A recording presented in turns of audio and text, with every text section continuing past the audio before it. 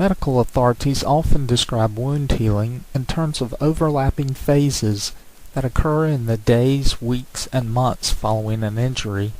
These phases are hemostasis, inflammation, proliferation, and maturation. Hemostasis is commonly included as a component of the inflammation phase, but since we've examined hemostasis in a separate video, we'll only briefly comment on hemostasis before continuing with the remainder of the inflammation phase. Hemostasis is the body's attempt to quickly stop bleeding without unnecessarily disrupting normal blood flow. In the separate video entitled Hemostasis, we saw the constriction of an injured blood vessel, the formation of a platelet plug, the strengthening of that plug by the addition of fibrin strands, and the body's protective systems preventing excessive clot growth. In this video, we'll look at just one example of a skin injury, but injuries are unique, and the healing process for those injuries varies depending on a number of factors, including the depth, size, type, and location of the wound, the presence and duration of infection, and the health and age of the person injured. So generally speaking, when the skin is injured, for example by a cut or a puncture wound, after the bleeding is stopped, a blood clot is left within the tissue, and a scab will usually form over the wound in the first few days. The beginning of the inflammation phase is marked by the migration of white blood cells into the wound. During the first few days after the injury, the body tries to clean up the wound site. Bacteria, dirt, and damaged cells, as well as other types of debris, may be present in the wound. White blood cells called neutrophils migrate from the bloodstream through the tissue and into the wound. These cells begin to engulf and digest the contaminants. This migration of cells from the bloodstream to the wound begins at the capillaries. Capillaries are the tiny vessels that connect the very small arteries to the very small veins.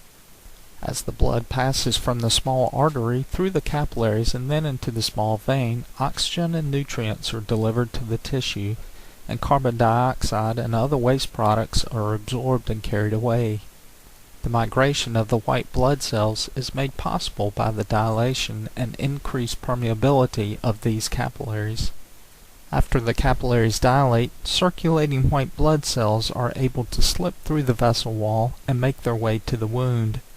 These dilated vessels cause noticeable symptoms that are traditionally associated with inflammation. The increased permeability of the vessel wall allows a greater amount of the fluid part of blood, the blood plasma, to leak into the surrounding tissue, causing the area around the wound to become swollen. The increased surface area of the dilated vessels results in greater visibility of the red-colored capillaries, giving the skin around the wound a more reddish appearance. Increased surface area also results in greater heat transfer to the surrounding tissue, making the wounded area warm to the touch. After a couple of days, the neutrophils begin to die off. At the same time neutrophils are dying off, a different type of white blood cell called a monocyte migrates from the bloodstream to continue the cleanup process.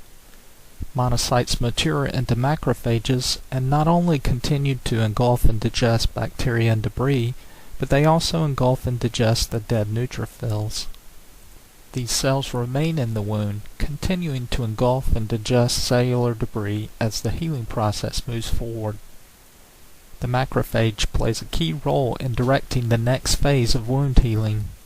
By releasing various chemicals, the macrophage attracts and stimulates other cell types to accomplish a variety of reconstructive tasks. Within days of the initial injury, the next phase of wound healing begins. This phase is called the proliferation phase or the reconstruction phase. During this phase of healing, the wound is gradually invaded by a tissue called granulation tissue. This type of tissue has a bumpy texture and a distinctive red color similar to the color of raw beef. In order to make room for itself, the granulation tissue secretes chemicals which degrade the existing clot. One very important type of cell in this invading granulation tissue is the fibroblast. Fibroblasts produce flexible, tough, fibrous material called collagen that provides strength and structure to hold the wound together. Dense networks of new capillaries are also part of the granulation tissue. These capillaries bring oxygen and nutrients to the many cells involved in the reconstructive work. They also help to absorb and carry away many of the waste products generated as various cells and materials are degraded or digested during the healing process. As granulation tissue makes its way into the wound and an oxygen supply becomes available, cells in the upper layer of the skin, the epidermis, begin to creep across the wound until they come into contact with each other. This provides the wound with a top coat of protective skin cells. Also during this phase, the edges of the wound are gradually pulled together. A significant number of fibroblast cells are transformed into cells that function somewhat like muscle cells. These cells grip the edges of the wound and slowly contract, causing the wound edges to draw together. Older collagen within the wound is continually being degraded, so that even greater amounts of new collagen may be deposited in ways that hold the progressively contracting wound together. The final phase of wound healing may last as long as 2 years.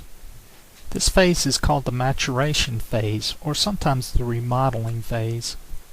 Several weeks after the initial injury, as the proliferation phase winds down and the maturation phase begins, cells and capillaries that are no longer needed begin to thin out. During this phase, the repairs that were made during the proliferation phase are made even stronger.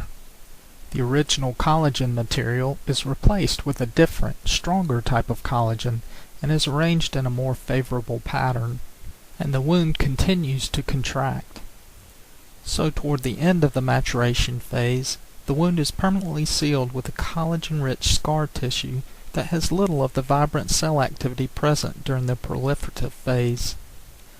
To sum up then, we've examined the phases of wound healing and seen how the wound is cleaned during the inflammation phase, how the clot is replaced with granulation tissue and a new covering of epidermal cells during the proliferation phase, and how the wound is eventually closed and sealed with scar tissue by the end of the maturation phase.